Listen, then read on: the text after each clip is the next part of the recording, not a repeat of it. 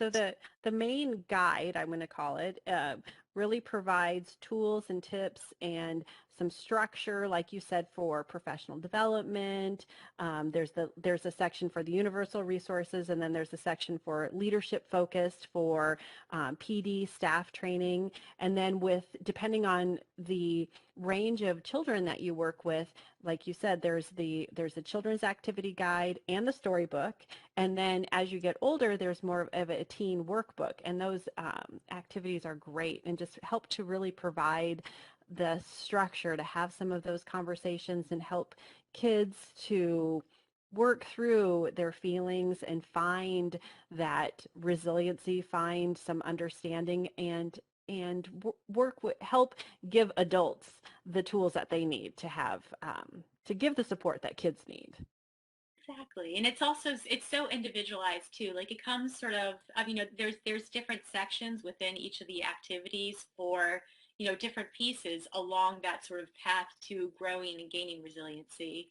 And each one, there's also within the main group of, within the main toolkit, there's individualized pieces that you can sort of pick and choose. And there's options in there and ways to better understand, okay, this is who I'm working with, so this is what would work best for them. And you can create sort of like your own map of working with each individual, child or youth.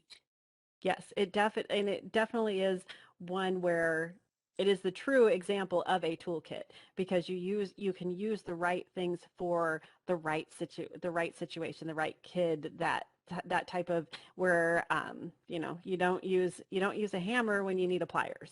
And they all those tools come in when you need them, but you definitely need to have that opportunity to connect with the kids so it feels like it's more effective in that way. Exactly.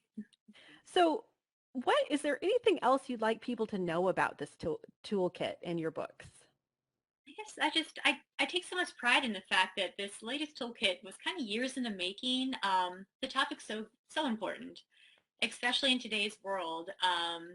And so the content's extremely relevant. It's easy, it's accessible, it's easily adjusted to meet individual needs of both the reader and for those that they support. And I think it covers every angle that folks need to kind of know in order to support others while also kind of strengthening their own kind of resiliency and growth.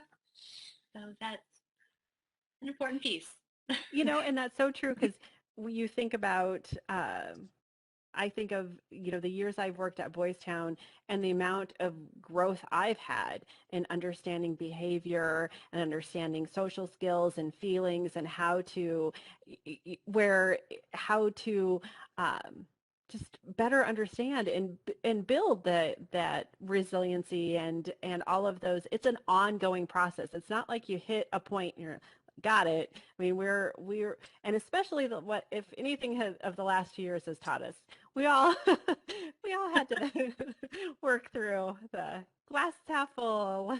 It's not, there's positive things that have come out of it, and so I think this is a very well needed toolkit for so many people, and it will definitely be something that you don't buy, put on your shelf. It's off your shelf. It's well used. It's used and torn and tattered pages and notes and all kinds of things like that. It's a hope. Like tons of post-its on it, tons of highlight pieces. Like I'm hoping that it is. It's that one that's constantly there and constantly looked at.